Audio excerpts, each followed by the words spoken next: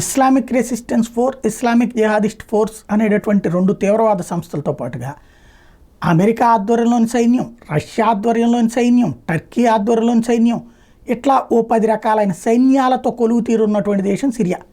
అక్కడ ఉన్నటువంటి సహజ వనరులేమో ఆయా దేశాలు దోచుకుంటాయి. అక్కడ ప్రజలు మాత్రం అడుక్కు తినే పరిస్థితిలో ఉంటారు.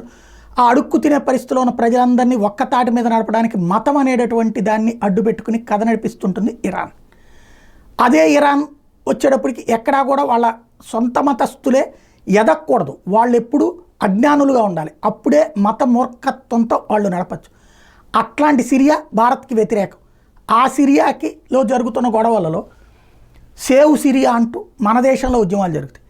అలాగే భారతదేశం తొలుత గుర్తించినటువంటి దేశం పాలస్తీనా. ఇజ్రాయెల్ మన దేశం కోసం అనేక పనులు చేసినా సరే ఆ ఇజ్రాయెల్ని శత్రువుగా భావించే పాలస్తీనాకి మనం గుర్తింపిచ్చాం ఇక్కడ ఉన్నటువంటి ముస్లింల ఓట్ల కోసం.